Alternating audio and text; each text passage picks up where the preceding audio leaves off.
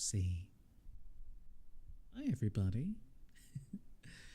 Hello, Jam Jam. Hello, Wampus. Hello, Solar. Hello, YouTube Wampus. It's been a while. Figured I'd take this one out for a whirl again. How silly. Hi. It's been quite a while. I don't know if the microphone settings are still good, actually. Do I sound fine? I don't know. They sound good? Okay, that's good. What is that? Is that a... That was a donut. A very glazed donut. Thank you, Jam Jam. Oh man, it's been some time. How long was I gone for? Like a month? A month? Feels like forever. That's for sure. A month or more. Not more than 1.5. Okay, that's good. Not bad at all.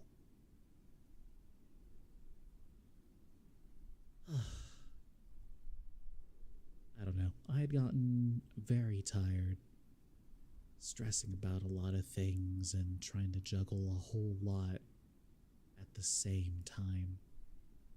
I just needed to relax a little bit. You're stealing Jam Jam, you get cookies? Wow. Wow. I suppose that's what happens after the model you made is out in the public for all to see. Right in front of me, though. How could you? Yeah. Got some nice, decent rest. Kinda. I will admit, the first half I was dying. Even without streaming, I was just overloaded. The sniffers? Anyways, let's not do that. Don't worry about it, Jam Jam. You'll see it soon enough. But yeah. We have a new model. Solar has a new model. One that she's worked on for a long while. Finally come to fruition.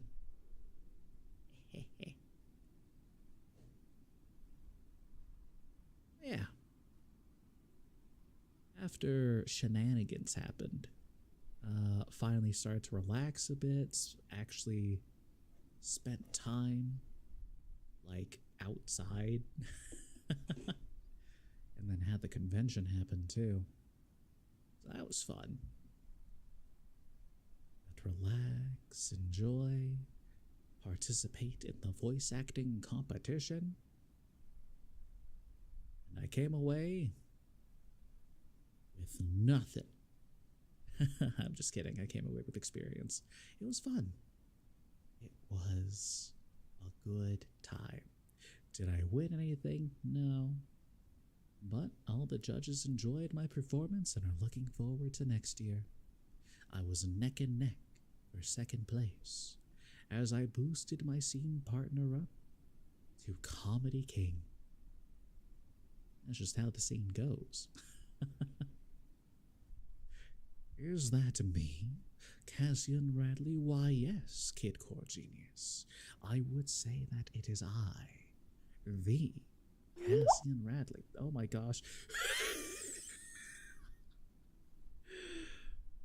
Well, there's the hype train. Thank you, Frank, for dropping the 10 gift subs. To Jam Jam, Moonbun, Parisia Bloom, to Wampus, to Basing Virus, to Lychee, Suck You Bunnies, Kidcore Genius, Belushi09 and Lennox. Good to see you, my dear train conductor.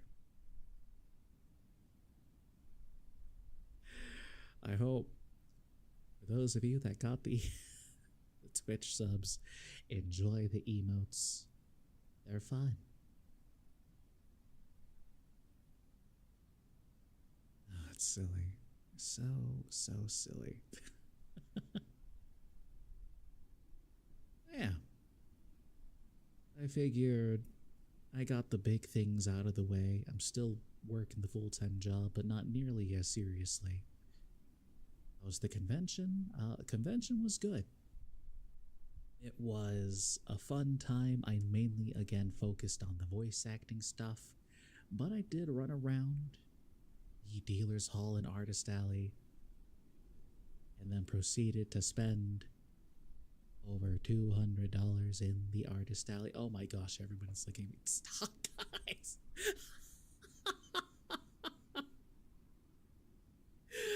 Oh, I'm back. That's the lesson.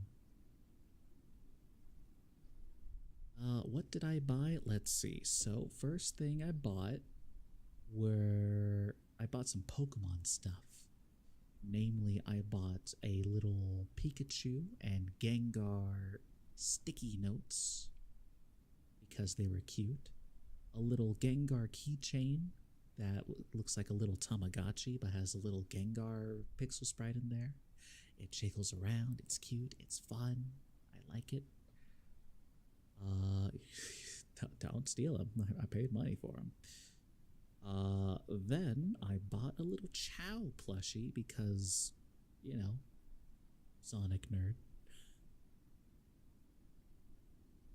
I bought a little acrylic desk stand that's shaped like the Shire.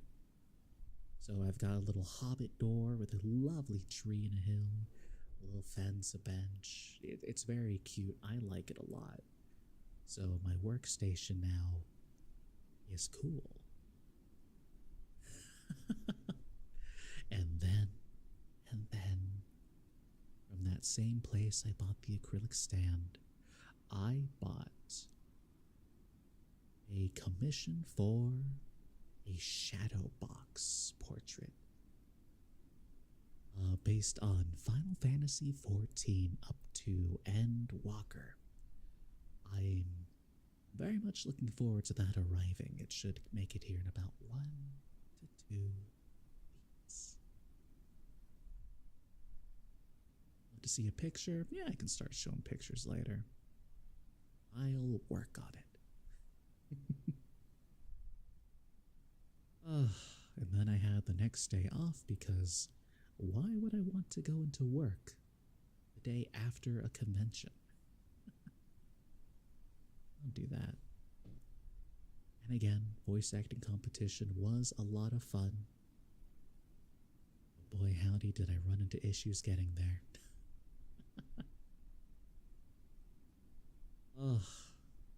So it turns out that I put in my pre-registration, which was about 2 weeks or so. And that was about 3 weeks. 3 weeks before the actual convention. So I put them in, had a workshop, and then we were stuck waiting. And they said, okay, a week before the convention is when we will release the results of the pre-registration. And I start kinda not panicking, but there was a bit of anxiety, like, you know, like, is my pre-registration actually going to go through? Because there's a chance that, you know, you'd be like, no, go ahead and audition. Be in line, be a pleb. And so I worried and worried until finally, on Sunday morning, I got the email from the pre-registration that said, hey, we got your pre-registration. But guess what? You don't have to audition. you have been pre-cast for a role. And I'm like, oh, cool. I worried for nothing. The results were better than expected. I was ready to throw down. I was ready to duke it out in the field of voice acting. But instead, I just got slotted in. Of course, was not allowed to figure out what the role was until the day of. But when I did, I arrived on that first day and I rushed towards the panel room. It took them a bit of time to set up. People were starting to do it, and I slide on in, and the casting director just goes, "Hey, I see you over there. Take your paper." And so I found out the role I would be playing, and I was cast as Saitama from One Punch Man. I'm like, oh, well now. Like, I was so used to being given silly roles at the workshops because, you know, they always want me to try new things and everything, and I don't want to say they were tired of hearing my normal voice, but like, you know, experiment around, try new things, don't lapse into announcer talk. And I'm like, but that's me. Thank you, Solar. Thank you. A few people got to see. I sent it to a few people. We're expecting Genos, but Saitama's interesting. It was interesting. And Genos wasn't even in the scene. I sent it to you, Wampus. What do you mean? Your words were, and I quote, XD, yeah. Exposed.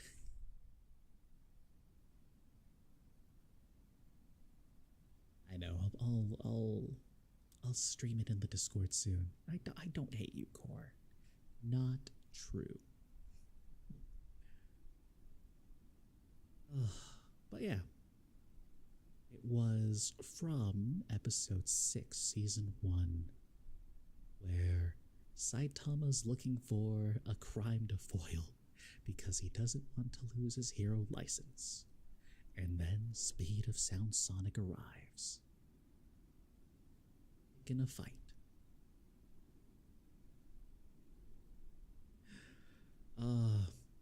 I did run into issues though.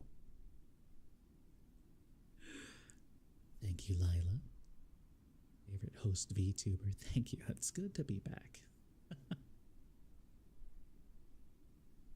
So yeah. I spent quite a bit of time. Yeah, you do, Core. It's the next scene with him afterwards. Hello, Sir Jam. Everyone loves you. Laga Gorda, thank you for following. And I hope you enjoy your stay. Oh, man, it's been a while. But yeah, waited inside the room to see just who would be my scene partner. And I was there for so long that the literal founder of the voice acting guild, he came up to me. He's just like, "Hey, you busy?" And I'm like, "Well, I mean, I'm waiting to see who my scene partner would be." He goes, "You want to help me with something?" And I'm like, "Well, I'm not going to say no to the founder." And he pulls me into the next room to help start out the Dub Your Own Anime panel. And it astounds me that on day 1, it was the 18 plus panel, the After Dark, starting at 11:30 in the morning. And the scene that we dubbed was Ghost Stories. I got to be Hajime.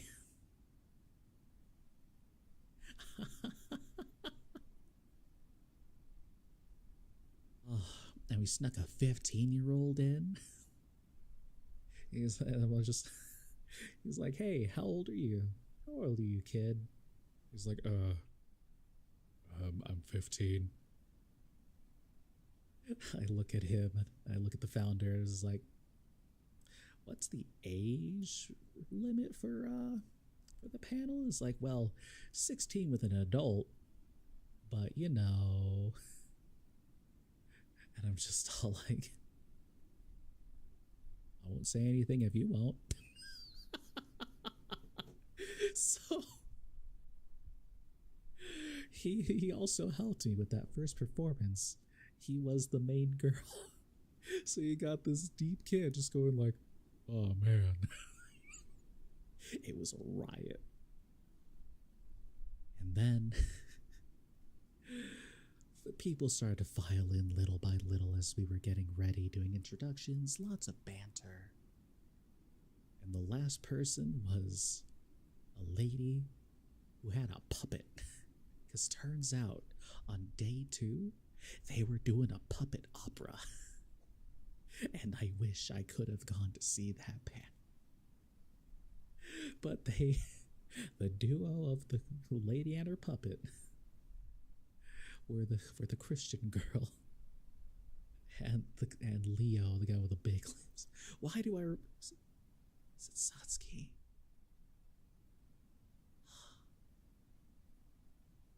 Anyways, it was a riot, and then the panel was well underway when I get the text message saying, hey, your scene partner has been selected. I rush outside, and I see it was actually someone who I knew from the workshop, and I'm like, oh, cool. This is going to be in the bag. So, we meet up, we start to practice our scene, and honestly, it was sounding really good. It was a lot of fun, and our coach was like, you know, you guys are ready for out processing already, which basically entailed showing that you're show ready, like just doing your scene in front of the judges and being all like, yep, we're ready. However, the earliest time for out processing was 4:30. So I say, okay, I have nothing better to do, so I'll wait around, maybe go see the shops a bit, you know, I got time. So I do that. There's so much happening at that convention. I didn't even check out everything on the second floor, day 1. I come back, and it's like 4:10. And I get Discord messages from my first scene partner, who told me that they were having problems, physical problems, like with them and their partner, and their phone was about to die. So they asked me if there was a way that I could move the time to maybe like 1 to 2 hours in the future. And I'm like, well, I'll give it a try. I'll ask. And after getting a judge out there, I was able to do so. Or, well, not 1 to 2 hours. The next time was 7. I'm like, well, if they need 1 to 2 hours, then 3 hours would surely be enough time.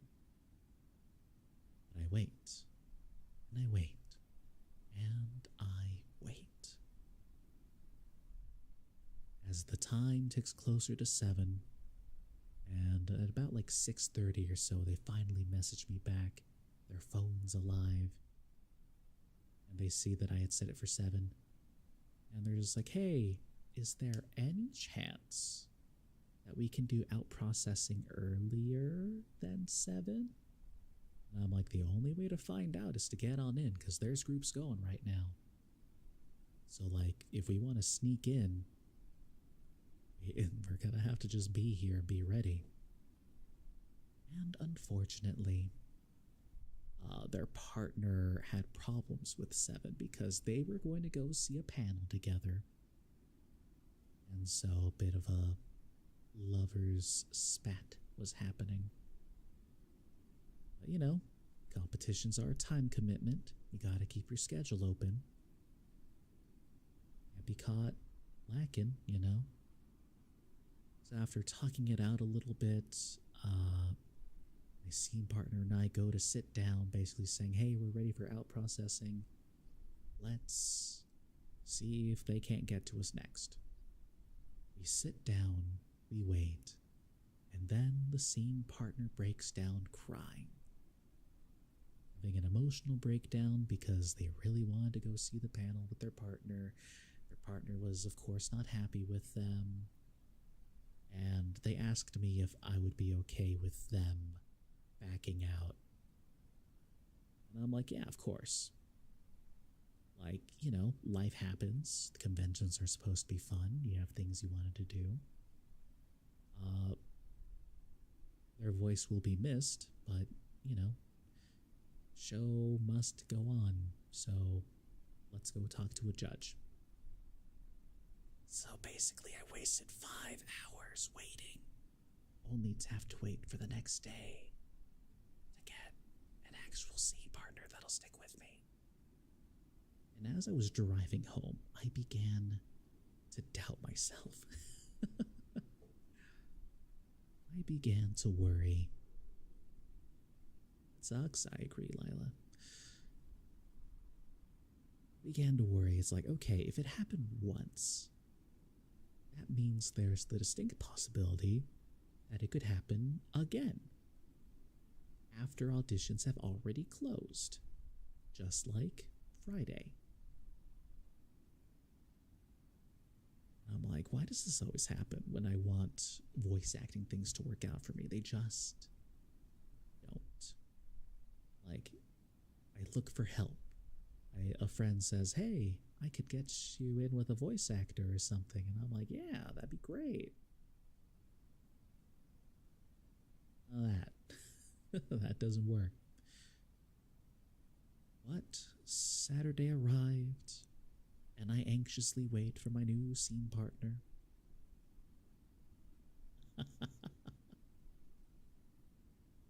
Thank you, Solar. You are correct. Saturday arrives. Some time passes as I see people get selected for roles. And I get a new scene partner. Once again, someone I know from the workshops. A member of what we call the Canon Club. The Canon of the Canon Club. You dropped your cookies. Oh no. I'm sorry, Jam Jam.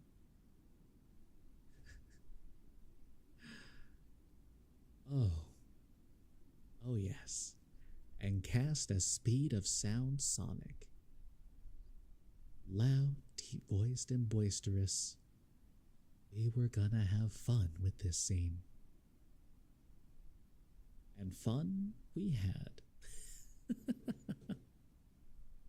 We may either heal from this. Oh no. I'm sorry, Jam Jam. What if I get you some cookies? Will that help? But yeah, in the end, we really enjoyed how the scene turned out. As you'll see later when I show it in the Discord. Yes. Oh, good. It'll be fun. Basically, we do like a whole switcheroo where one is kinda goofy, not serious, and the other is very serious, and the next thing you know, a switcheroo. After biting the blade. It was well received. We were the second group to go. And it's always fun when I get the reminders of, yeah, you know, I am in fact comfortable in front of large crowds. It's fun to perform. I don't get antsy when I'm actually performing. So it's great. Anyways, that's enough convention stories for now. Because I know what everyone really wants. And that, of course, is books. Cookies, that too. Cookies and books. Don't get crumbs on the books. Everyone has different answers.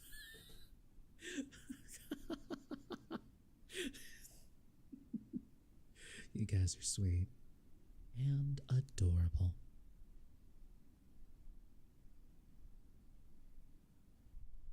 So nothing on the books? Because I'm giving books. ASMR from the YouTube side. Solar.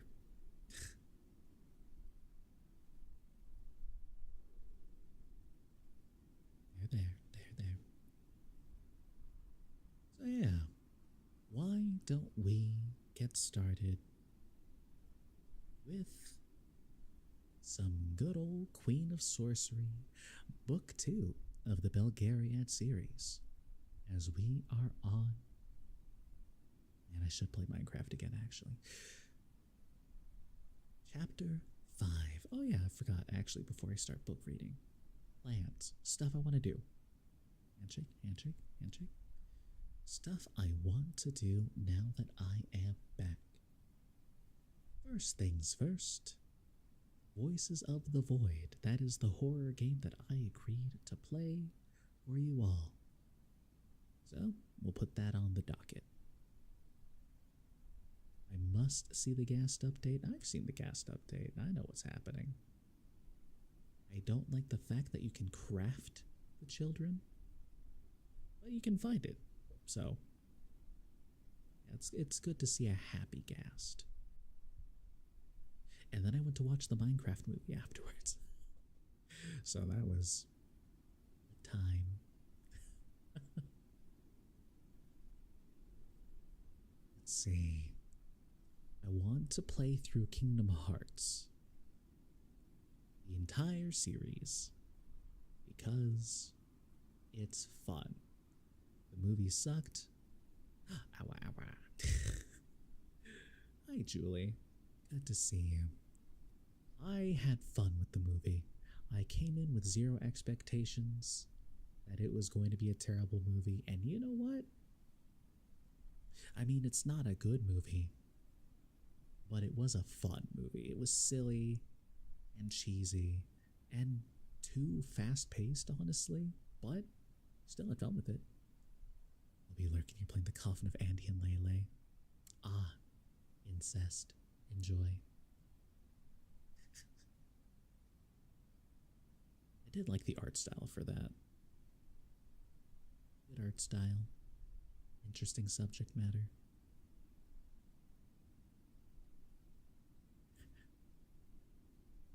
I'm just reading chat. I'm just like, I don't wanna say it. I don't wanna say that.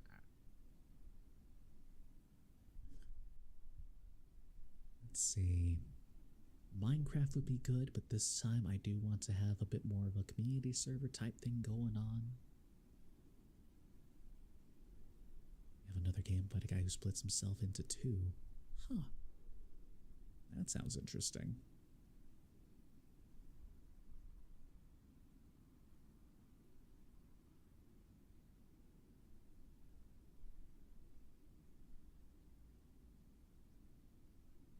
Really shush. Except for the brother and sister in love. That's the best part. I'm kidding. Sorry. I'm being silly. Well, let's see. I want to get back into No! Core, stop it. Down. No, I'll delete the clips. No, stop. Stop. No. I need like a bottle of like air freshener or something to just go pss, pss.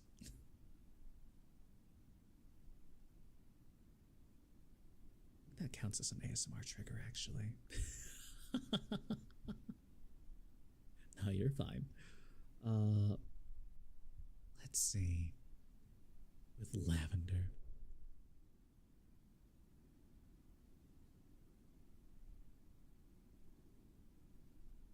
That is clean air you'll be sprayed with. Febreze. We got the high quality stuff in here.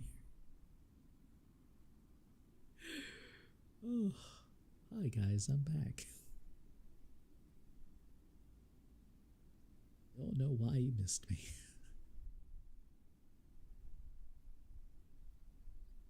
Mechanic compressed air. I do need one. I need to clean my computer. The dust was gathered. Anyways, Voices of the Void, Kingdom Hearts, Companionship, Minecraft, Repo, definitely Repo. Let's go and grab a flower from your garden attached to a fan. Aw. What is your question, Jam Jam? Me.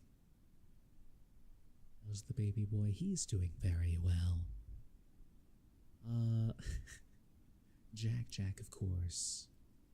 Very adorable, very sweet, very silly. He's been coming into my room lately just to say hello. He'll come in here, get some pets and scritches and cuddle a little bit, and then he'll just leave. Jack miss me? Every now and then. Have I been giving him his McDonald's? Actually, no, we have not been. But today, he did. He got to eat a rib. That's basically as big as he is. Ugh. Jack, what are you missing here? Julie, you know about the Chihuahua. You know about Jack. He's living the good life. Just in his little bed, eating the bone. Doing ooh speak? No. When do I do ooh speak? Even as a joke. Yeah, the Chihuahua. Kill you? I'll keep that in my back pocket.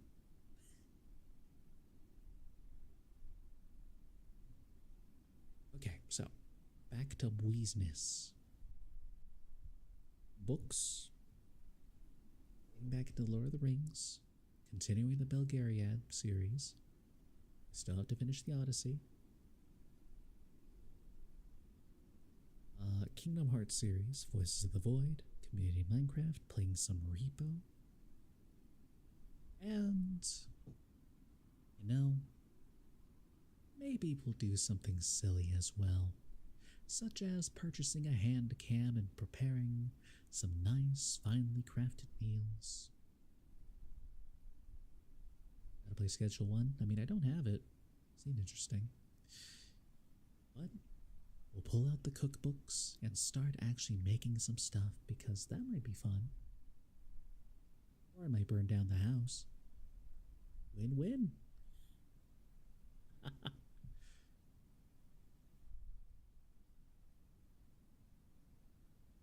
Finally. I'll put the gloves on. Let's see, what else? Other plans? I think drawing streams would be fun. I want to get back into creativity. I always did like drawing. Back when I was in middle school and high school, I literally drew on every single piece of paper I ever got. Finally decided my hands are big or small. I got big hands. I got piano hands. Give me the recipe for coffee biscuits. Interesting. As long as there's no coffee in them, perfectly fine.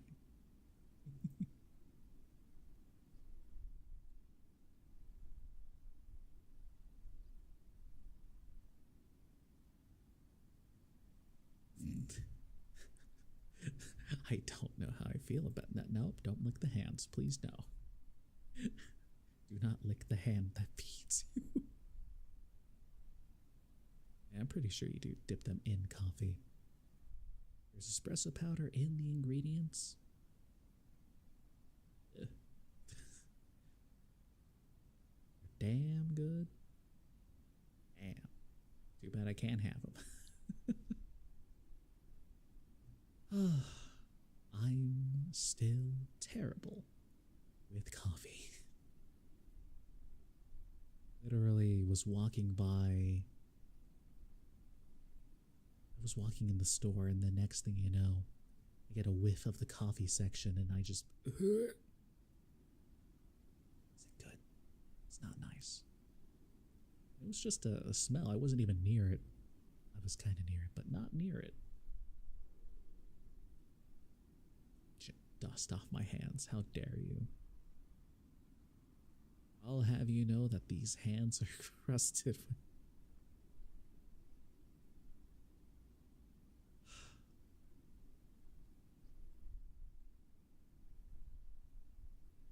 options, not Cheeto dust, or Mountain Dew.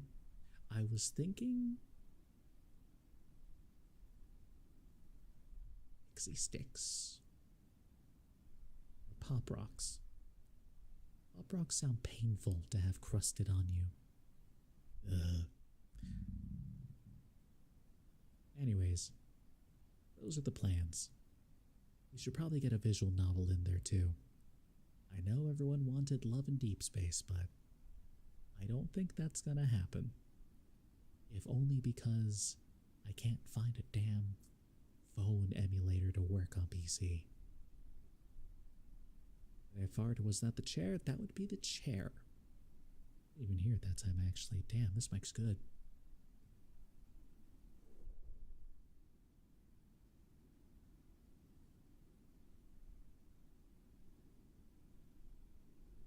My chair just creaks a lot. I should get a new chair, actually.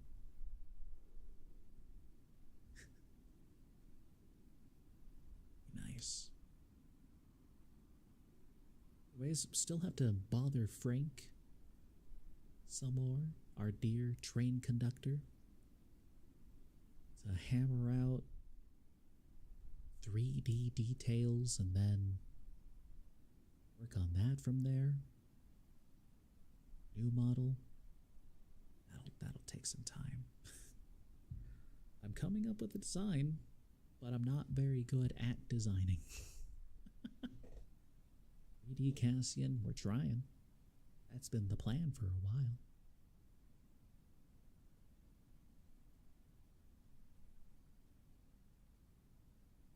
I have done that before. I have done that before as Sonic. I know, but you know, Solar, that there's no refs. We have to make them. You're the one that sent me the picture of the mythical beast that I thought looked sick, would be cool to use together with.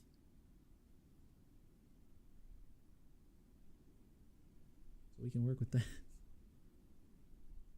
Oh.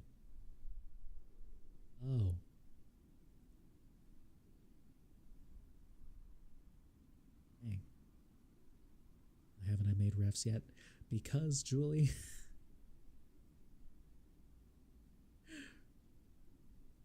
This was a very inexpensive model. The other one also is inexpensive. It doesn't feel right using these, except as like a baseline. So, all right, I'll talk with people. I promise. I swear. We'll work on a design. Ooh. All right, fine. I'll talk with you too. We'll start a chat. Okay, I'll be good. Just came back, okay? I had my vacation.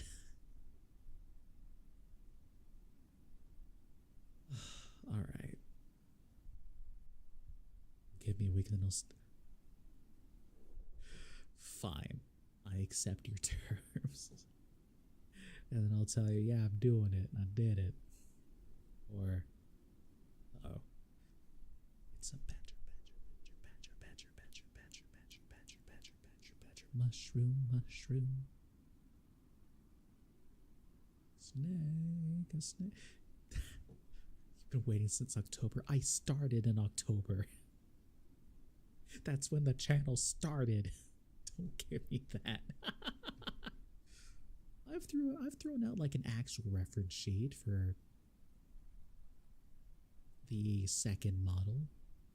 I'm late. You didn't even know I existed.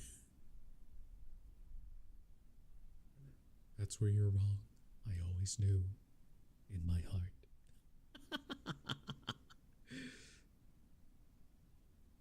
Yeah, you did. Oh, you're silly. All right. And now with that wheezness out of the way. So corny? Mm-hmm.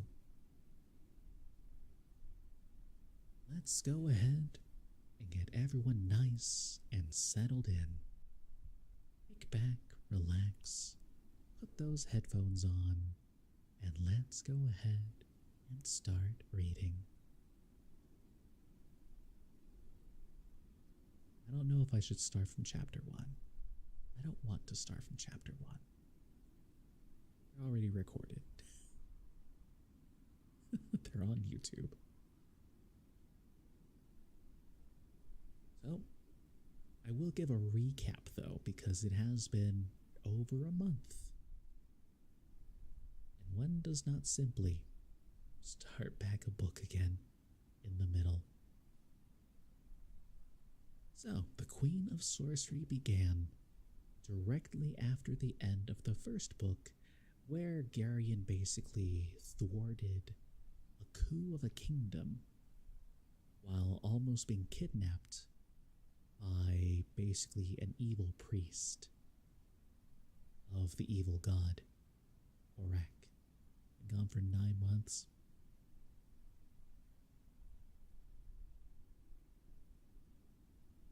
So they're on the road,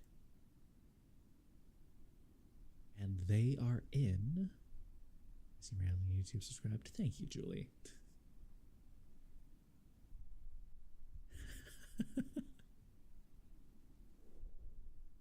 Let's see. They are in. I think it's Orendia. Yeah, they're in Orendia, the land of the bull god. Basically full of knights, peasants, Robin Hood types. It'll be fun. And while they were there, they met with Leldoran, who's an archer. We found out about a plot to once again kill the king and queen and start a war. And then there was another kidnapping attempt on Garion, where there was lots of emotions. People weren't necessarily hurt, but there was some emotional damage to a few people there. And that brings us to chapter 5. So everyone, without further ado, here we go. Chapter 5. Where's the owie? Next book. Book 3. The fire had burned down to a tiny orange flicker outside the tent, and the forest around the clearing was silent. Garion lay, with a throbbing head trying to sleep. Finally, long past midnight, he gave it up. He slid out from under his blanket and went searching for Aunt Pole. Above the silvery fog, a full moon had risen, and its light made the mist luminous. Make promises I may not keep. Actually, it might be this book. Yeah, it might be this book. This is the book where we go to see the snake people. Or I should say, The Sneeple. Sneeple. He slid out from under his blanket and went searching for Aunt Pole. Above the silvery fog, a full moon had risen, and its light made the mist luminous. The air around him seemed almost to glow as he picked his way carefully through the silent camp. He scratched on the outside of her tent flap and whispered, "Aunt Pole?" There was no answer. "Aunt Pole," he whispered a bit louder. "It's me, Garion. May I come in?" There was still no answer, nor even the faintest sound. Carefully, he pulled back the flap and peered inside. The tent was empty. Puzzled, even a bit alarmed, he turned and looked around the clearing. Hedar stood watch not far from the picketed horses, his hawk face turned toward the foggy forest and his cape drawn about him. Garion hesitated a moment and then stepped quietly behind the tents. He angled down through the trees and the filmy, luminous fog toward the brook, thinking that if he bathed his aching head in the cold water, it might help. He was about 50 yards from the tents when he saw a faint movement from among the trees ahead. He stopped. A huge gray wolf padded out of the fog and stopped in the center of a small open space among the trees. Garion drew in his breath sharply and froze beside a large twisted oak.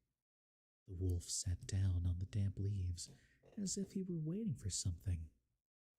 The glowing fog-illuminated details Garion would not have been able to see on an ordinary night.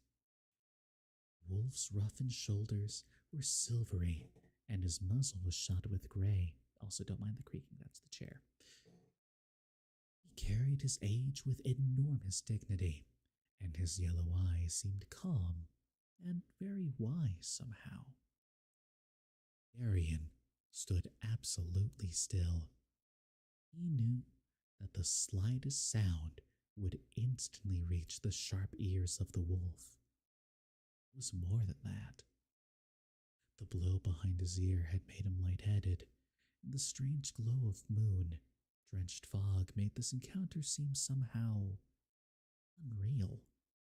He found that he was holding his breath.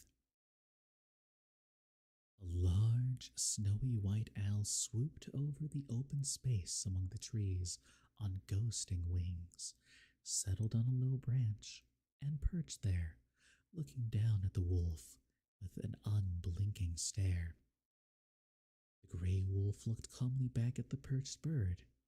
Then, though there was no breath of wind, it seemed somehow that a sudden eddy in the shimmering fog made the figures of the owl and the wolf hazy and indistinct.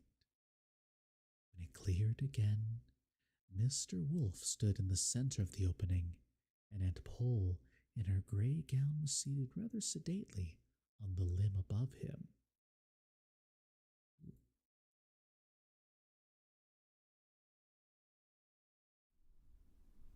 It's been a long time since we've hunted together, Polgara, the old man said.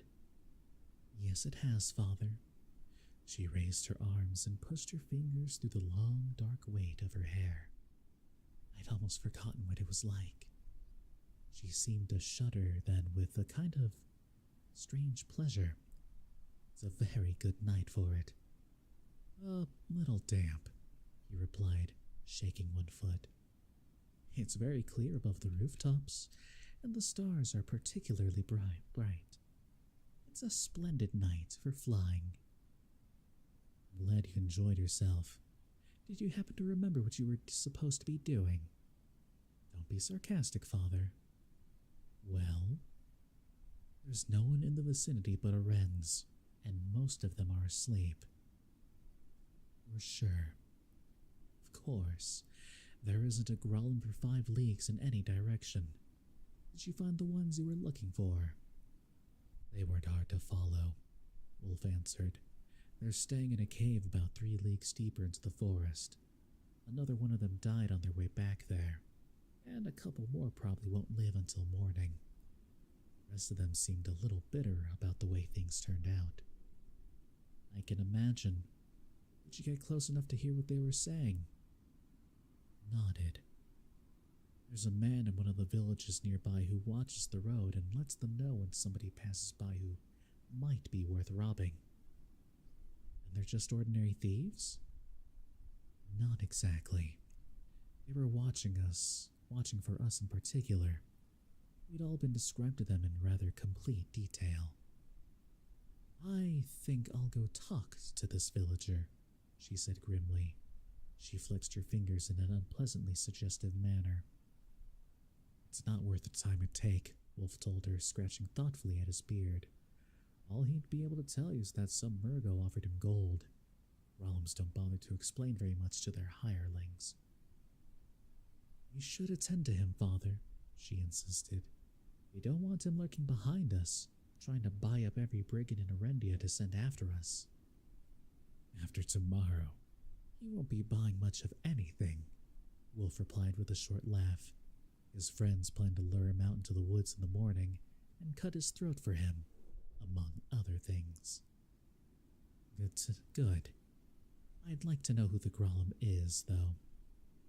Wolf shrugged. What difference does it make? There are dozens of them in northern Erendia, all stirring up as much trouble as they can. They know what's coming as well as we do.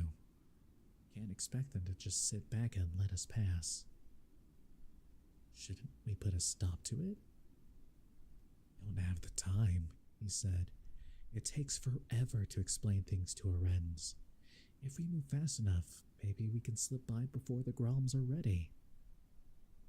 And if we can't, then we'll do it the other way. I've got to get to Zedar before he crosses into Cthulhu Murgos. If too many things get in my way, I'll have to be more direct. You should have done that from the beginning, Father. Sometimes you're too delicate about things. Are you going to start that again?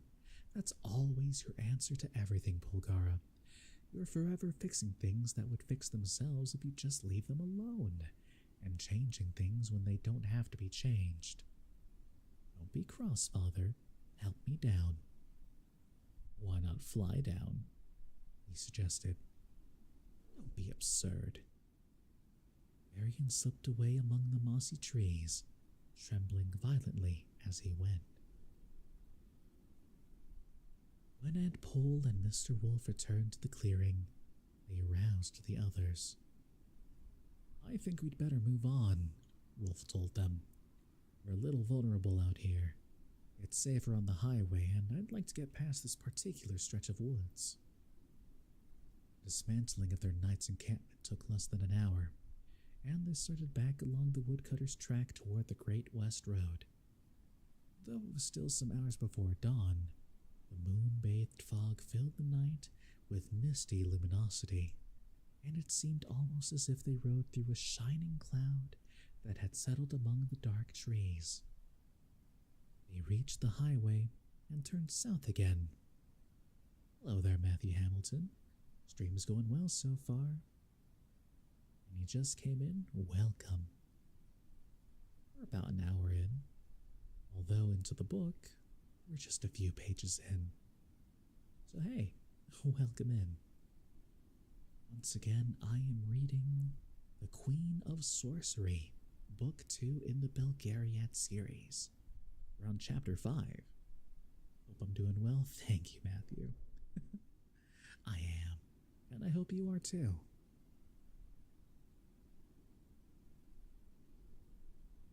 Let's see. There we go. They reached the highway and turned south again.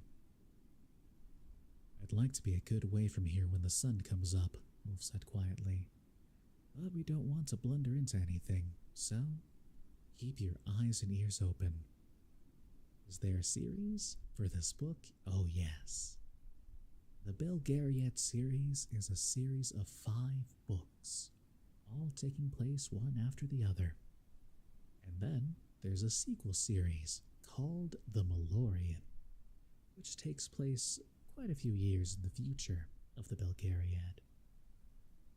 Then there's the Riven Codex and the books for Belgarath and Bulgara the Sorceress. There's like 13 books in total, I think. I only have 12 of them, though.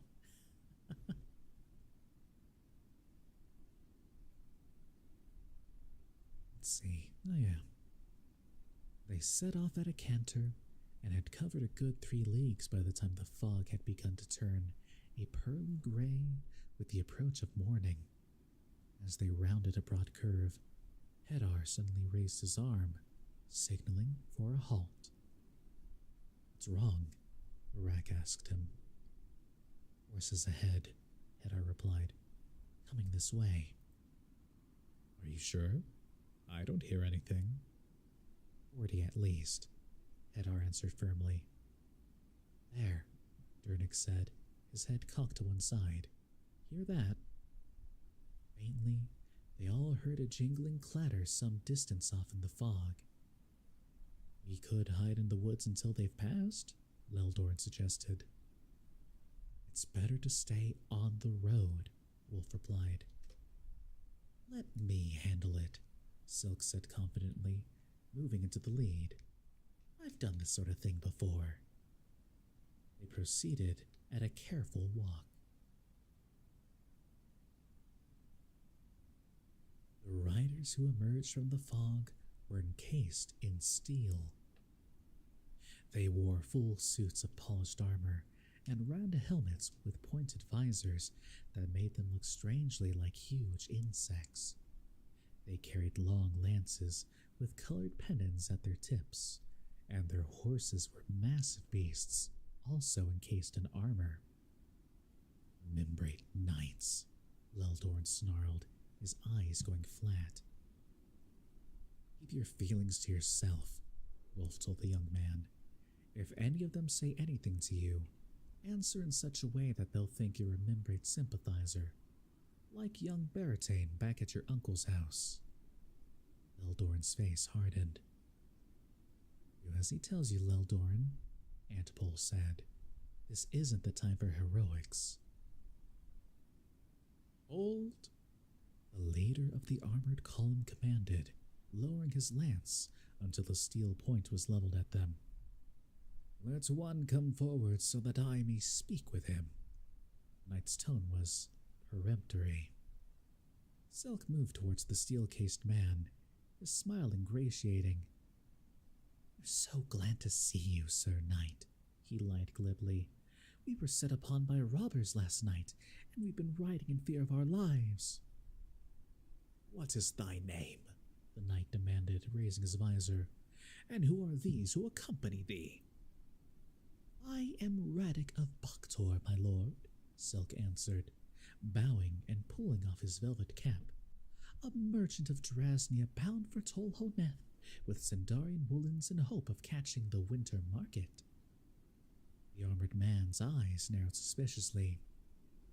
"Thy party seems overlarge for so simple an undertaking, worthy merchant." "The 3 there are my servants," Silk told him, pointing at Barak, Hedar, and Dernick. "The old man and the boy serve my sister, a widow of independent means who accompanies me so that she might visit Tol Honeth." "What of the other?" the knight pressed. "The Asturian?" "A young nobleman traveling to Vomimbre to visit friends there. He graciously consented to guide us through the forest." Soldier X, a story of a German soldier who saved a Russian nurse, saved before being crushed after being abandoned. Such a good book. That sounds nice. That does sound like a good book. The knight's suspicions seemed to relax a bit. "Thou madest mention of robbers," he said. "Where did this ambush take place?" "About 3 or 4 leagues back. They set upon us after we had made our night's encampment. We managed to beat them off, but my sister was terrified." This province of Astoria seethes with rebellion and brigandage, the knight said sternly. My men and I are sent to suppress such offenses. Come here, Asturian. Leldoran's nostrils flared, but he obediently came forward. I will require thy name of thee. My name is Leldoran, Sir Knight. How may I serve thee? These robbers thy friend spoke of, were they commons or men of quality? Serfs, my lord, Leldoran replied, ragged and uncouth, doubtless fled from lawful submissions to their masters to take up outlawry in the forest. How may we expect duty and proper submission from serfs when nobles raise detestable rebellion against the crown? The knight asserted. Truly, my lord, Leldoran agreed with a show of sadness that was a trifle overdone. Much have I argued that self-same point with those who speak endlessly of membrane oppression and o'erweening arrogance. My appeals for reason and dutiful respect for His Majesty, our Lord King, however, are greeted with derision and cold despite, he sighed. Thy wisdom becomes thee, young Leldoran, the knight approved. Regrettably, I must detain thee and thy companions in order so that we may verify certain details.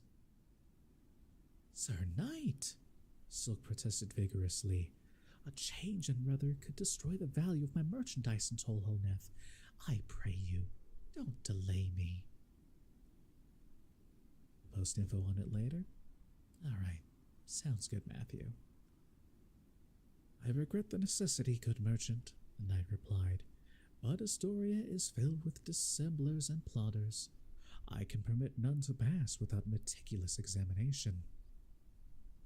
There was a stir at the rear of the membrane column.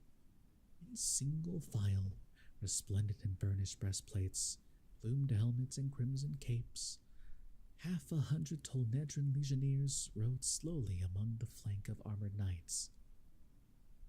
What seems to be the problem here? The legion commander, a lean, leather-faced man of 40 or so, asked politely as he stopped not far from Silk's horse. We do not require the assistance of the legions in this matter, the knight said coldly. Our orders are from Beaumembre. We are sent to help restore order in Astoria, and we were questioning these travelers to that end. I have a great respect for order, Sir Knight, the Tolnedran replied, but the security of the highway is my responsibility.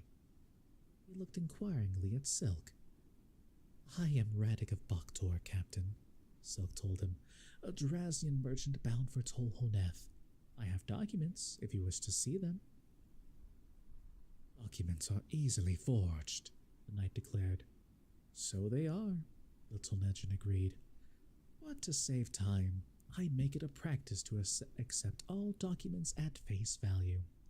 A Drazian merchant with goods in his packs has a legitimate reason to be on an imperial highway, Sir Knight. There's no reason to detain him, is there? We seek to stamp out banditry and rebellion, the knight asserted hotly. Stamp away, the captain said, but off the highway, if you don't mind. By treaty, the imperial highway is Tolnedran territory. What you do once you're 50 yards back in the trees is your affair. What happens on the road is mine. I'm certain that no true membrate knight would want to humiliate his king by violating a solemn agreement between the Orendish crown and the Emperor of Tolnedra, would he? All right, Matthew. The knight looked at him helplessly. I think you should proceed, good merchant, the Tolnedran told Silk. I know that all Tolhoneth awaits your arrival breathlessly. Silk grinned at him and bowed floridly in his saddle. Then he gestured to the others, and they all rode slowly past the fuming membrate knight. After they had passed, the legionnaires closed ranks across the highway, effectively cutting off any pursuit. Good man there, Barak said. I don't think much of Tolnedrons ordinarily, but that one's different. Let's move right along, Mr. Wolf said. I'd rather not have those knights doubling back on us after the Tolnedrons leave. They pushed their horses into a gallop and rode on, leaving the knights behind, arguing heatedly with the Legion commander in the middle of the road. They stayed that night at a thick-walled Tolnedron hostel, and for perhaps the first time in his life, Garion bathed without the insistence or even the suggestion of his aunt. Though he had not had the chance to become directly involved in the fight in the clearing the night before, he felt somehow as if he were spattered with blood or worse. He had not before realized how grotesquely men could be mutilated in close fighting. Watching a living man disemboweled or brained had filled him with a kind of deep shame that the ultimate inner secrets of the human body could be so grossly exposed. He felt unclean. He removed his clothing in the chilly bathhouse, and even without thinking, the silver amulet Mr. Wolf and Aunt Pole had given him. And then he entered the steaming tub, where he scrubbed at his skin with a coarse brush and strong soap, much harder than even the most meticulous obsession with personal cleanliness would have required.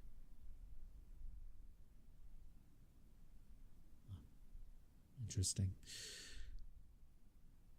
For the next several days, they moved southward at a steady pace, stopping each night at the evenly spaced Tolnedron hostels, where the presence of the hard-faced legionnaires was a continual reminder that all of the might of Imperial Tolnedra guaranteed the safety of travelers who sought refuge there. Really like my voice? And you're a dude and it's soothing? Thank you, Matthew. Definitely a high compliment there. I appreciate it. On the 6th day, after the fight in the forest, however, Eldoran's horse pulled up lame. No, you're not gay. I didn't say you were. Don't worry.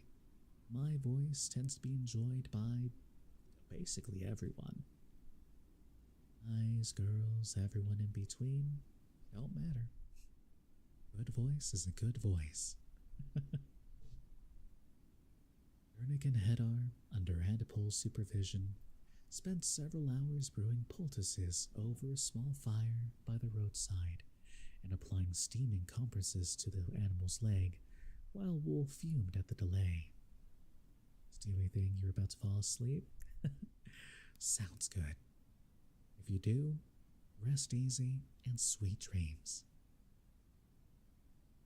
Now, relax.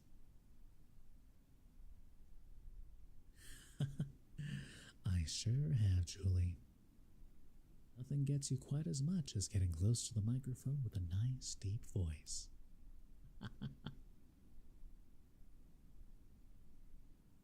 By the time the horse was fit to continue, they all realized that there was no chance to reach the next hostel before dark.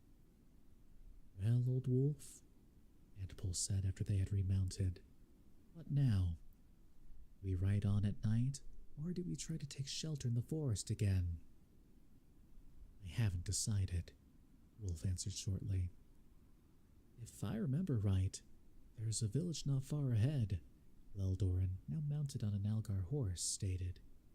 It's a poor place, but I think it has an inn of sorts. That sounds ominous, Silk said.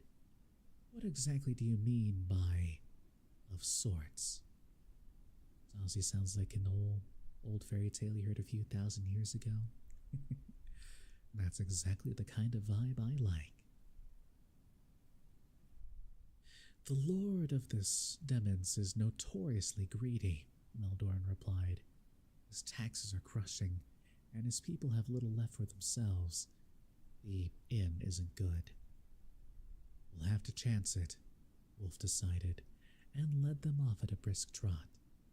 As they approached the village, the heavy clouds began to clear off, and the sun broke through wanly. The village was even worse than Leldoran's description had led them to believe. A half-dozen ragged beggars stood in the mud on the outskirts, their hands held out imploringly and their voices shrill. The houses were nothing more than rude hovels, oozing smoke from the pitiful fires within. Scrawny pigs rooted in the muddy streets, and the stench of the place was awful. A funeral procession slogged through the mud toward the burial ground on the other side of the village. The corpse, carried on a board, was wrapped in a ragged brown blanket, and the richly robed and cowled priests of Chalden, the Arundish god, chanted an age-old hymn that had much to do with war and vengeance, but little to do with comfort. A widow, a whimpering infant at her breast, followed the body, face blank and her eyes dead. Have I ever heard about the story of Givaldin? I have not. What is that, Matthew? Inn smelled of stale beer and half-rotten food. A fire had destroyed one end of the common room, charring and blackening the low-beam ceiling. A gaping hole in the burned wall was curtained off with a sheet of rotting canvas.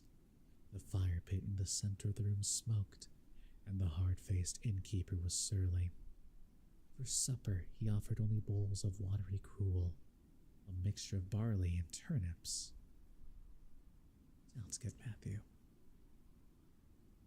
Charming, Silk said sardonically, pushing away his untouched bowl. I'm a bit surprised by you, Leldoran. Your passion for correcting wrongs seems to have overlooked this place. Might I suggest that your next crusade include a visit to the Lord of this Demence? His hanging seems long overdue. I didn't realize it was so bad, Leldoran replied in a subdued voice. He looked around as if seeing certain things for the first time. A kind of sick horror began to show itself in his transparent face. Arian, his stomach churning, stood up. I think I'll go outside, he declared. Not too far, Antpol warned. The air outside was at least somewhat cleaner, and Garion picked his way carefully toward the edge of the village, trying to avoid the worst of the mud. Please, my lord, the little girl with huge eyes begged. Have you a crust of bread to spare? Arian looked at her helplessly. I'm sorry. He fumbled through his clothes, looking for something to give her. The child began to cry and turned away. In the stump-dotted field beyond the stinking streets, a ragged boy about Garion's own age was playing a wooden flute as he watched a few scrubby cows. The melody he played was heartbreakingly pure, drifting unnoticed among the hovels squatting in the slanting rays of the pale sun. The boy saw him, but did not break off his playing.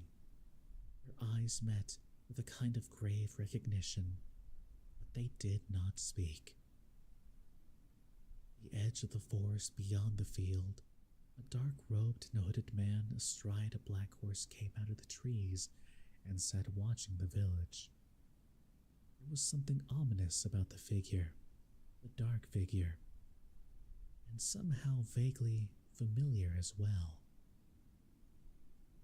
See, the story of Givaldin was a type of monster-like wolf that appeared in 1764 and killed 113 people, men, women, and children, had most of their throats torn out in such horror. They said it was a messenger of God or something. Interesting. Ah. Neat.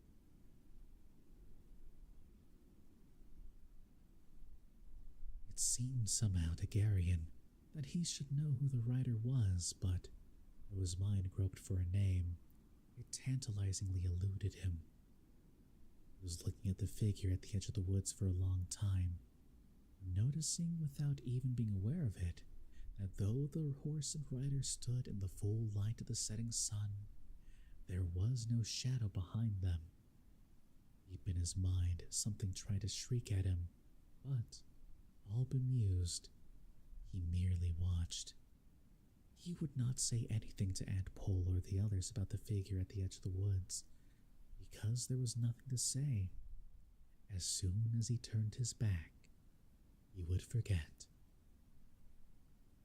Light began to fade, and because he had begun to shiver, he turned to go back to the inn with the aching song of the boy's flute soaring toward the sky above him.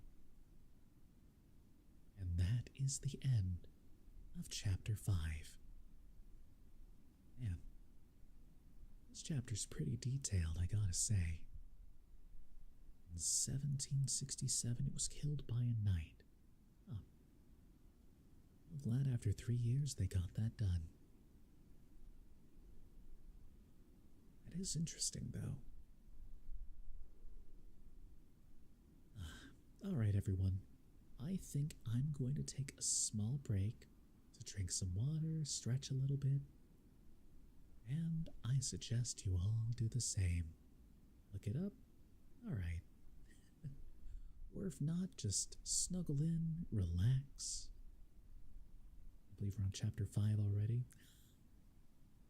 That's what happens when we start there. And I will be back in a few minutes. Alright. You're doing that with some whiskey? Good to know.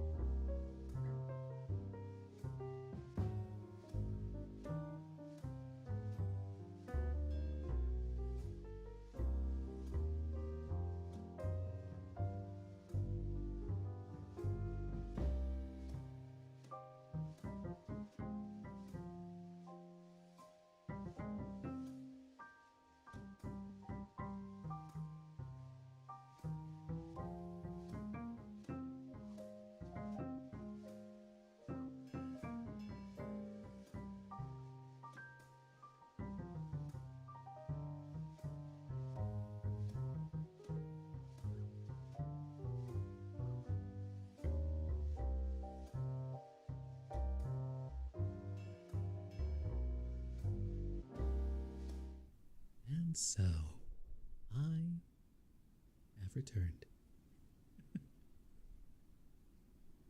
Hi, everybody. Glad you're enjoying the cozy, chill vibes, and I'm always glad to help leave any stress. Because let's face it, life out there takes a huge toll on us. So, let's do something nice to relax. And thank you, Julie. Thank you, Core. It is good to be back.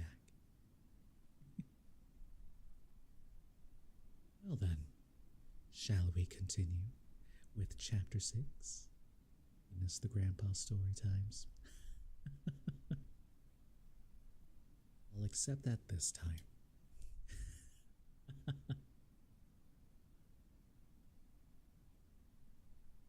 I have fangs. Chapter 6. Despite the promise of the brief sunset, the next day dawned cold and murky with a chill drizzle that wreathed down among the trees and made the entire forest sodden and gloomy. They left the inn early and soon entered a part of the wood that seemed more darkly foreboding than even the ominous stretches through which they had previously passed. No, you're perfectly fine, Matthew. You're not weird at all. You're perfectly fine.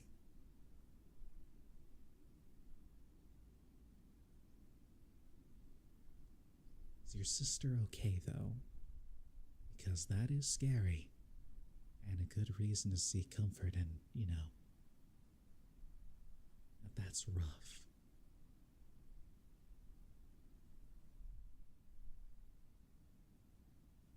So, I'm definitely glad to help. Calm you down. She had seizures, but she's fine? Okay. That's good.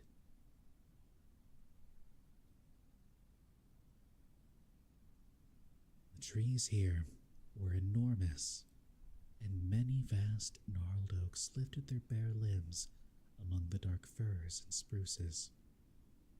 The forest floor was covered with a kind of gray moss that looked diseased and unwholesome. Too much drinking? Always gotta be careful. All things in moderation.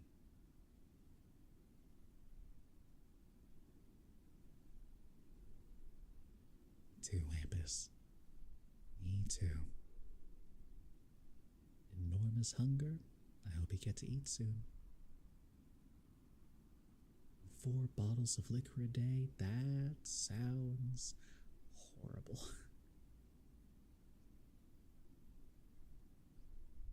Can't agree with that. Leldoran had spoken little that morning, and Garion assumed that his friend was still struggling with the problem of Machek's scheme. Young Astorian rode along, wrapped in his heavy green cloak. His reddish gold hair damp and dispirited looking in the steady drizzle. No worries, Matthew. You're fine. And I agree, Julie. I agree. Arian pulled in beside his friend, and they rode silently for a while. What's troubling you, Leldoran? He asked finally.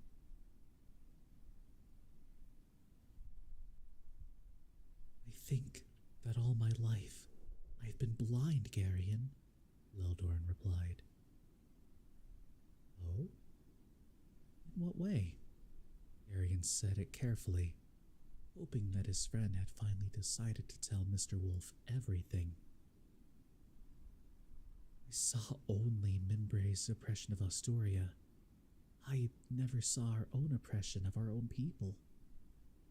I've been trying to tell you that, Garion pointed out. What made you see it finally? That village we stayed in last night, Leldoran explained. I've never seen so poor and mean a place, or people crushed into such hopeless misery. How can they bear it? Do they have any choice? My father at least looks after the people in his land, the young man asserted defensively. No one goes hungry or without shelter, but those people are treated worse than animals. I've always been proud of my station, but now it makes me ashamed. Tears actually stood in his eyes. You're really crying because you love your sister and she should not leave before you as the older brother. Definitely makes sense to me, Matthew. It'll be okay. Show your support, show your love. You're there for her. It's going to be okay.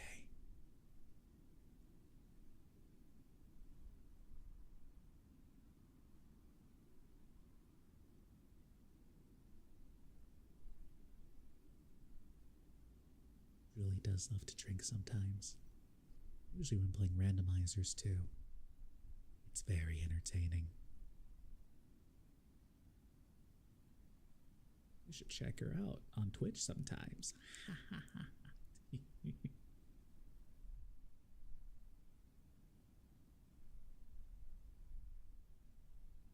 Arian was not sure how to deal with his friend's sudden awakening. On the one hand, he was glad that Leldoran had finally seen what had always been obvious. But on the other, he was more than a little afraid of what his newfound perception might cause his mercurial companion to leap into. When you get back to a regular streaming habit, you and me both.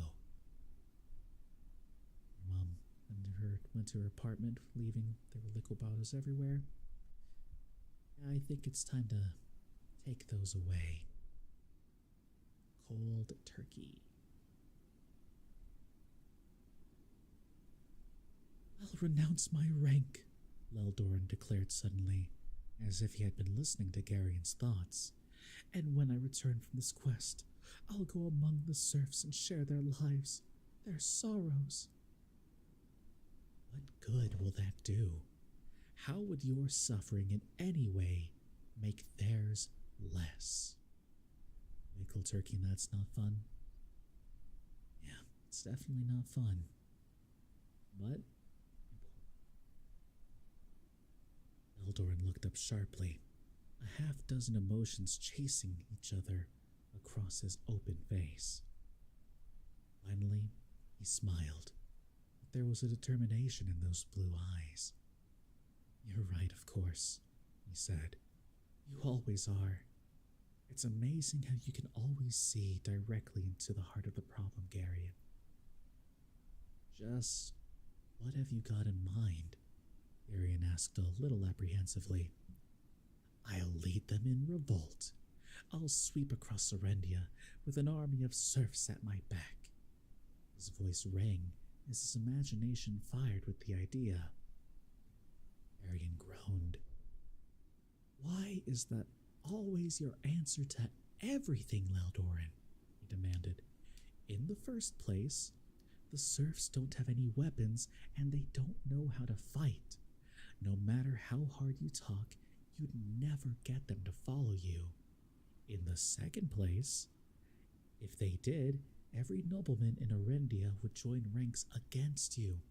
They'd butcher your army, and afterwards, things would be 10 times worse. In the third place, you'd just be starting another civil war, and that's exactly what the Murgos want.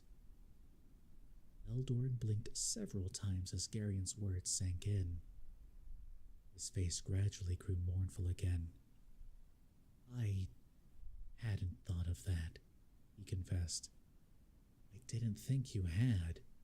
You're going to keep making these mistakes as long as you keep carrying your brain in the same scabbard with your sword, Leldoran.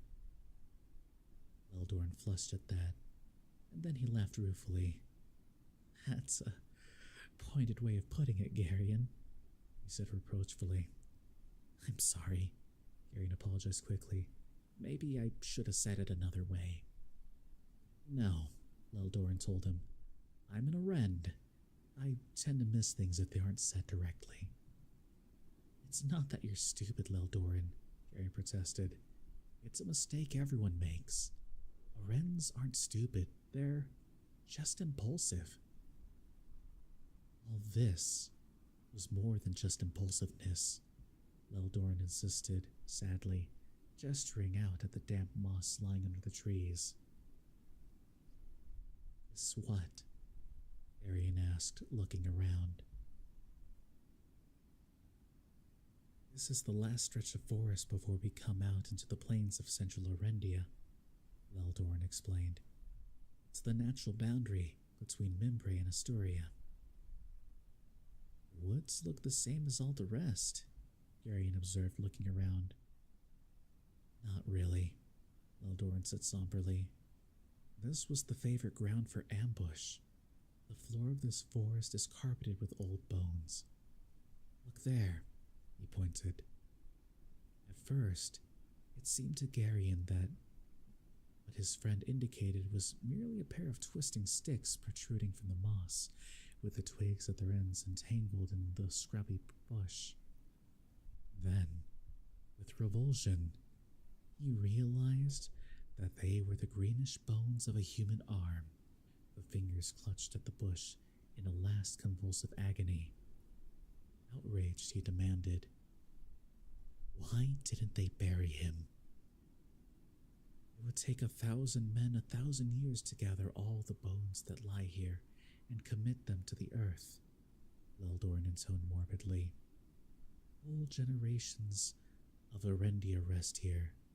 Mimbrate, Wassite, Asturian, all lie where they fell, and the moss blankets their endless slumber. Arian shuddered and pulled his eyes away from the mute appeal of that lone arm rising from the sea of moss on the forest of the floor. Curious lumps and hammocks of moss suggested the horror which lay moldering beneath. It's all right, Matthew. It's clear to tell you have a lot on your mind. A lot of things that happened. So, let's go ahead and relax a bit there. Just close your eyes and let the words that you hear just sink in a bit.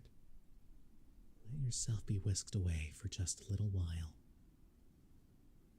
Small escape, yeah?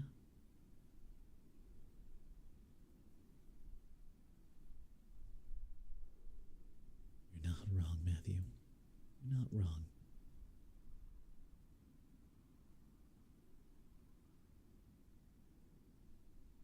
As he raised his eyes, he realized that the uneven surface extended as far as he could see. How long until he reached the plain? He asked in a hushed voice. 2 days, probably. 2 days? And it's all like this? Leldoran nodded. Why? Arian's tone was harsher, more accusing than he'd intended. That might be for the best, Matthew. Again, get some rest. Arian's tone was harsher, more accusing than he'd intended. At first, for pride and honor, Leldoran replied. Later, for grief and revenge. Finally, it was simply because we didn't know how to stop. As you said before, sometimes we Arends aren't very bright, but always brave, Garion answered quickly. Oh yes, Leldoran admitted. Always brave. It's our national curse. Belgarath, Hedar said quietly from behind them. The horses smell something. Mr. Wolf roused himself from the doze in which he usually rode. What? The horses. Hedda repeated. Something out there's frightening them. Wolf's eyes narrowed, then grew strangely blank.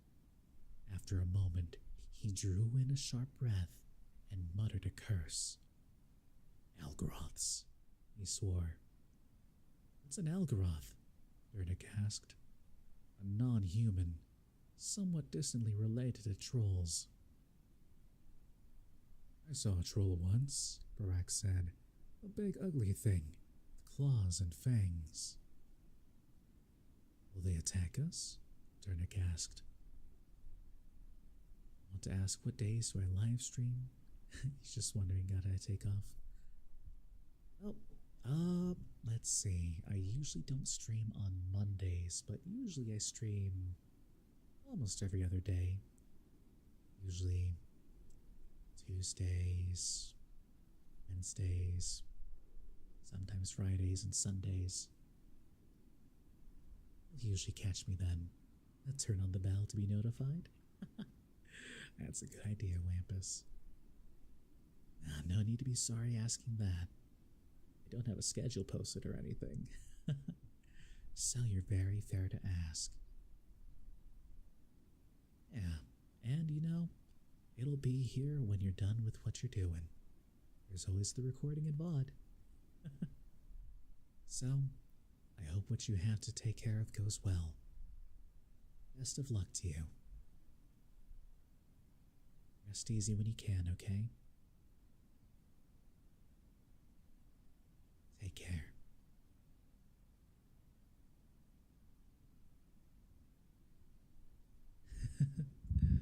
I'll give it a look-see.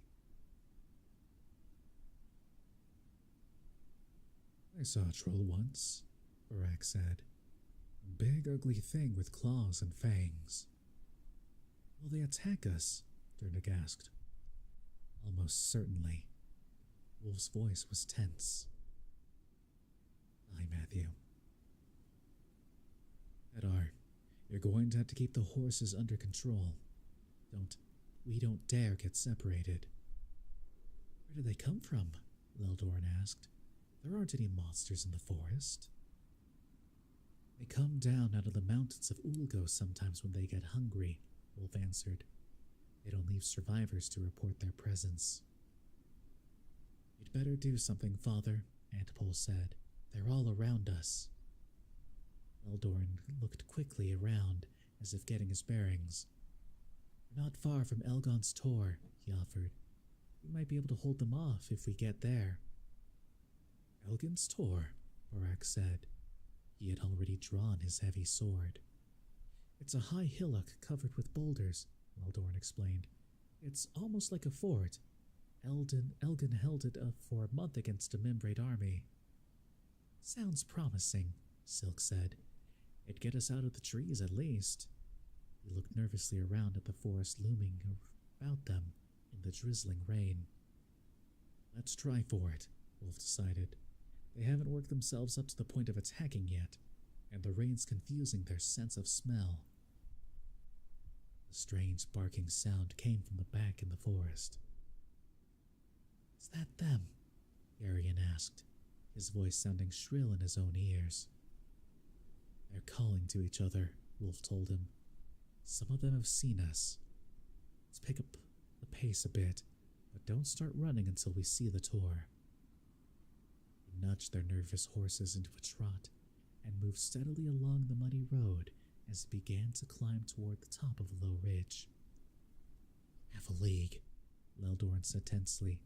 Half a league, and we should see the Tor. The horses were difficult to hold in, and their eyes rolled wildly at the surrounding woods. Yarian felt his heart pounding, and his mouth was suddenly dry. It started to rain a bit harder. He caught a movement out of the corner of his eye and looked quickly. A man-like figure was loping along the parallel to the road, about 100 paces back in the forest. It ran half-crouched, its hands touching the ground. It seemed to be a loathsome gray color. Over there, Garian cried. I saw him, Barak growled. Not quite as big as a troll. Silk grimaced. Big enough. If they attack, be careful of their claws, Wolf warned. They're venomous. That's exciting, Silk said. There's the Tor, Antpole announced quite calmly. Let's run, Wolf barked. The frightened horses, suddenly released, leaped forward and fled up the road, their hooves churning. An enraged howl came from the woods behind them, and the barking sound grew louder all around them. We're going to make it, Jernick shouted in encouragement. But suddenly, a half-dozen snarling Algaroths were in the road in front of them, their arms spread wide and their mouths gaping hideously. They were huge, with ape-like arms and claws instead of fingers. Their faces were goatish, surmounted by short, sharp-pointed horns, and they had long yellow fangs. Their gray skin was scaly, reptilian. The horses screamed and reared, trying to bolt. Arian clung to his saddle with one hand and fought the reins with the other. Rack beat his horse's rump with the flat of his sword and kicked savagely at the animal's flanks until the horse, finally more afraid of him than the Algaroths, charged. With two great sweeps, one to either side, Rack killed two of the beasts as he plunged through. A third, claws outstretched, tried to leap on his back, but stiffened and collapsed face down in the mud, with one of Leldorn's arrows between its shoulders. Rack wheeled his horse and chopped at the three remaining creatures. Let's go, he bellowed. Arian heard Leldorn gasp and turned quickly. With sick horror, he saw that a lone Algaroth had crept out of the woods beside the road and was clawing at his friend, trying to hook him out of the saddle. Weakly, Leldorn beat at the goat face with his bow. Arian desperately drew his sword, but Hedar, coming from behind, was already there. His curved saber ran through the beast's body, and the Algaroth shrieked and fell writhing to the ground beneath the pounding hooves of the pack animals. The horses, now running now in sheer panic, scrambled toward the slope of the boulder-strewn tor. Arian glanced back over his shoulder and saw Leldorn swing dangerously in his saddle, his hand pressed to his bleeding side. Arian pulled in savagely on his reins and turned his horse. Save yourself, Garion, Leldorn shouted, his face deadly pale. No! Garion sheathed his sword, pulled in beside his friend and took his arm, setting him in the saddle. Together, they galloped toward the tor with Garion straining to hold the injured young man. The tor was a great jumble of earth and stone, thrusting up above the tallest trees around it. The horses scrambled and clattered up the side among the wet boulders.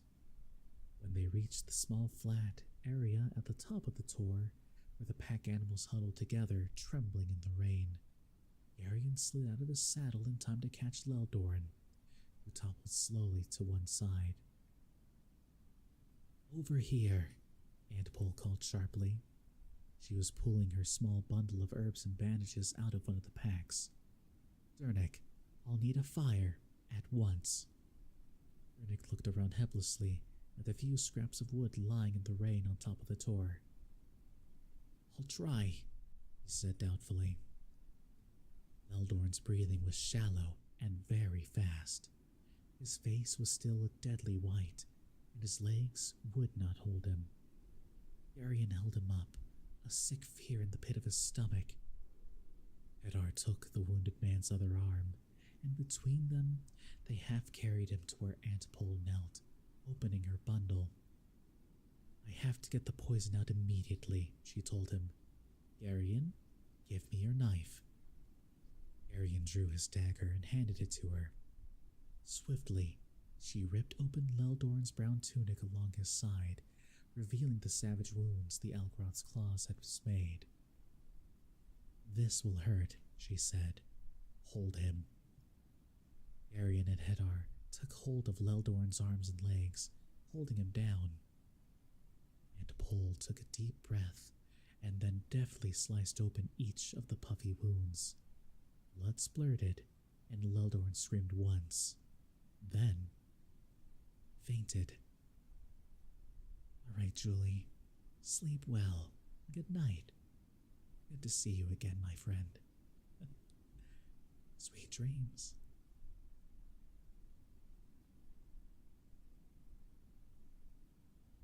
"Hedar!" Barak shouted from atop a boulder near the edge of the slope. "We need you." "Go," Antipole told the hawk-faced Algar. "We can handle this now. Arian, you stay here." She was crushing some dried leaves and sprinkling the fragments into the bleeding wounds. "Fire, Durnik," she ordered. "It won't start, Mistress Pole," Durnik replied helplessly. "It's too wet." She looked quickly at the pile of sodden wood the smith had gathered. Eyes narrowed, and she made a quick gesture. Arian's ears rung strangely, and there was a sudden hissing. A cloud of steam burst from the wood, and then crackling flames curled up from the sides. Durnik jumped back, startled. "A small pot, Garian," Antipole instructed, "and water, quickly." She pulled off her blue cloak and covered Leldorn with it. Silk, Barak, and Hedar stood at the edge of the slope, heaving large rocks over the edge. Arian could hear the clatter and clash of the rocks striking the boulders below and the barking of the Algroths, punctuated by an occasional howl of pain. He cradled his friend's head in his lap, terribly afraid. "Is he going to be all right?" he appealed to Antipole. "It's too early to tell," she answered. "Don't bother me with questions just now." "They're running," Barak shouted. "They're still hungry," Wolf replied grimly. "They'll be back." From far off in the forest, there came the sound of a brassy horn. "What's that?" Silk asked, still puffing from the effort of heaving the heavy stones over the edge. "Someone I've been expecting," Wolf answered with a strange smile. He raised his hands to his lips and whistled shrilly. "I can manage now, Garian," Antipole said, mashing a thick paste into a steaming pad of wet linen bandage. "You and Durnik go help the others." Reluctantly, Garian lowered Leldorn's head to the wet turf and ran over to where Wolf stood. The slope below was littered with dead and dying Algroths, crushed by the rocks Barak and the others had hurled down on them. "They're going to try again," Barak said, hefting another rock. "Can they get at us from behind?" Silk shook his head. "No, I checked. The back of the hill's a sheer face." The Algroths came out of the woods below, barking and snarling as they loped forward with their half-crouched gait. The first of them had already crossed the road when the horn blew again, very close this time. And then a huge horse bearing a man in full armor burst out of the trees and thundered down upon the attacking creatures. The armored man crouched over his lance and plunged directly into the midst of the startled Algroths. The great horse screamed as he charged, and his iron-shod hooves churned up big clots of mud. The lance crashed through the chest of one of the largest Algroths and splintered from the force of the blow. The splintered end took another full in the face. The knight discarded the shattered lance and drew his broadsword with a single sweep of his arm. With wide swings to the right and left, he chopped his way through the pack, his war horse trampling the living and dead alike into the mud of the road.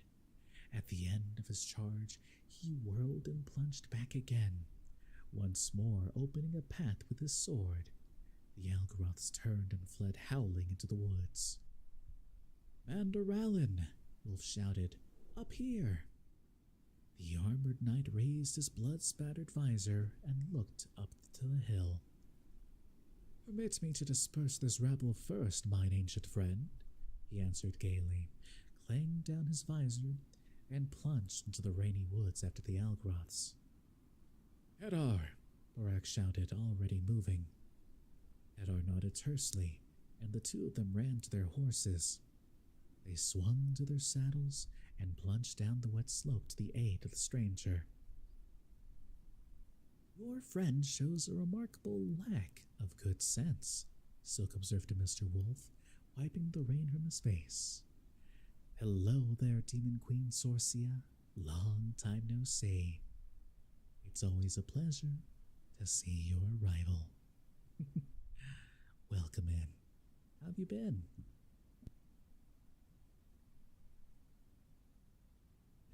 "Just reading some more book for tonight. We're on chapter 6.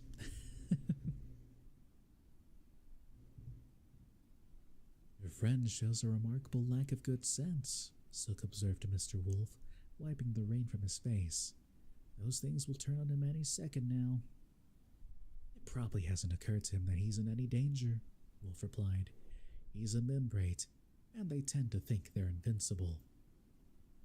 The fight in the woods seemed to last for a long time. There were shouts and ringing blows and shrieks of terror from the Algaroths. Then Hedar, Borak, and the strange knight rode out of the trees and trotted up the tor.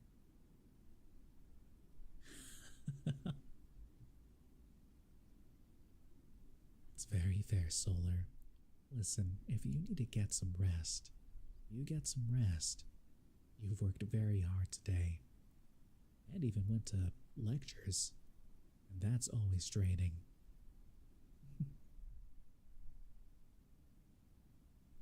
And Hedar, Borak, and the strange knight rode out of the trees and trotted up the tor. At the top, the armored man clanged down from his horse. "Well met, mine old friend," he boomed to Mr. Wolf. "Thy friends below were most frolicsome." His armor gleamed wetly in the rain. "Go to bed, Solar. Sleep well." "I'm glad we found something to entertain you," Wolf said dryly. "I can still hear them," Dernick reported. "I think they're still running." "Their cowardice hath deprived us of an amusing afternoon," the knight observed, regretfully sheathing his sword and removing his helmet. "We must all make sacrifices," Silk drawled. The knight sighed. "All too true. Thou art a man of philosophy, I see." He shook the water out of the white plume on his helmet. "Forgive me," Mr. Wolf said. "This is Mandaralin, Baron of Mandor. He'll be going with us. Mandaralin, this is Prince Keldar of Drasnia, and Borak, Earl of Trelheim and cousin to King Anhag of Trek. Over there's Hedar, son of Chohag, chief of the clan chiefs of Algeria." Freaky son. "Practical one is Goodman Dernick of Sandaria, and the boy is Garion, my grandson, several times removed." Mandaralin bowed deeply to each of them. "I greet you all, comrades all," he declared in his booming voice. "Our adventure hath seen a fortuitous beginning. And pray tell, who is this lady whose beauty doth bedazzle mine eye?"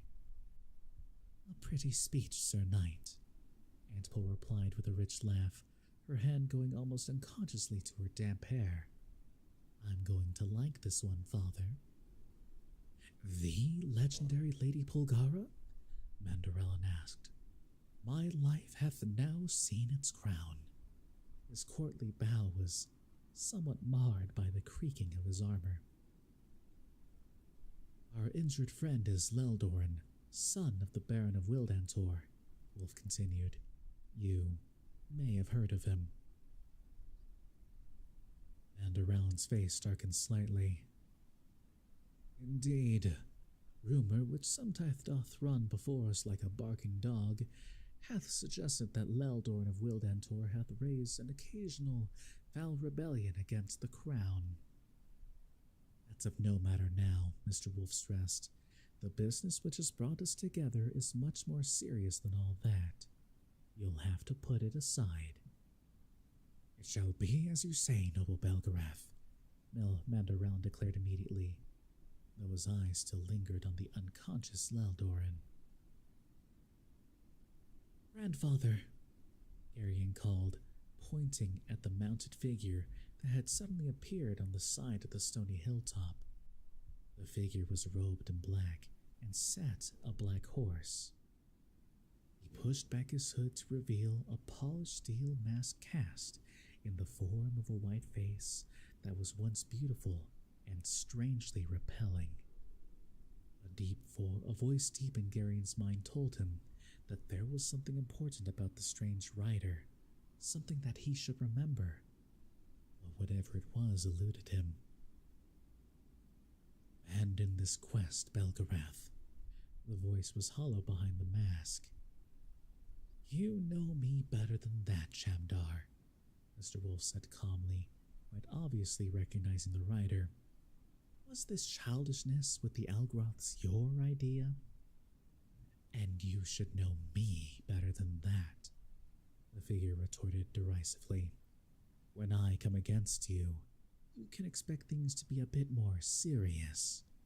For now, though, there are enough underlings about to delay you. That's all we really need. When Zedar has carried Kathragyaska to my master, you can try your power against the might and will of Torak, if you'd like. Are you running errands for Zedar, then? Wolf asked. I run no man's errands, the figure replied with heavy contempt. The rider seemed solid, as real as any of them on the hilltop, but Garion could see the filmy drizzle striking the rocks directly beneath the horse and man. Whatever the figure was, the rain was falling right through it. Why are you here then, Shamdar? Wolf demanded. Call it curiosity, Belgarath. I wanted to see for myself how you'd managed to translate the prophecy into everyday terms. The figure looked around at the others on the hilltop. Clever, it said with a certain grudging admiration. Where did you find them all? I didn't have to find them, Shamdar, Wolf answered. They've been there all along. If any part of the prophecy is valid, then it all has to be valid, doesn't it? There's no contrivance involved at all. Each one has come down to me through more generations than you can imagine. Solar.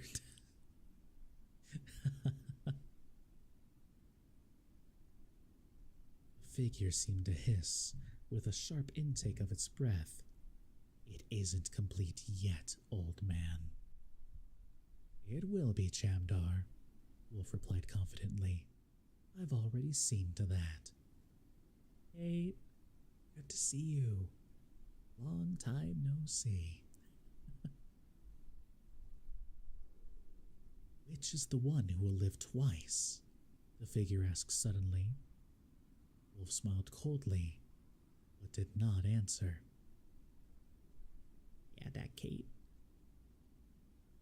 Hail, my queen, the figure said mockingly then to Aunt Pole. Rollum courtesy always leaves me quite cold, she returned with a frosty look. I'm not your queen, Shamdar. You will be, Polgara. My master said that you are to become his wife when he comes into his kingdom. You'll be queen of all the world. That puts you at a bit of a disadvantage, doesn't it, Shamdar? If I'm to become your queen, you can't really cross me, can you? I can work around you, Polgara, and once you become the bride of Torak, his will becomes your will. I'm sure you won't hold any old grudges at that point. I think we've had about enough of this, Chamdar, Mr. Wolf said. Your conversation's beginning to bore me. You can have your shadow back now. He waved his hand negligently as if brushing away a troublesome fly. Go, he commanded. Once again, Garion felt that strange surge, that hollow roaring in his mind. The horseman vanished. You didn't destroy him, did you? Silk gasped in a shocked voice. No, Mr. Wolf told him. It was all just an illusion. It's a childish trick the Groms find impressive. A shadow can be projected over quite some distance if you want to take the trouble. All I did was send his shadow back to him. He grinned suddenly, with a sly twist to his lips. Of course, I selected a somewhat indirect route. It may take a few days to make the trip. It won't actually hurt him, but it's going to make him a bit uncomfortable and extremely conspicuous.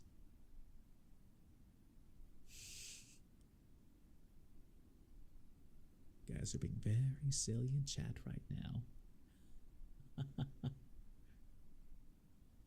Most unseemly spectre, Enderon observed. Who was this rude shade? It was Chamdar, Antipole said, returning to her attention to the injured Leldoran. One of the chief priests of the Grollems. Father and I have met him before. I think we'd better get off this hilltop, Wolf stated. How soon will Leldoran be able to ride?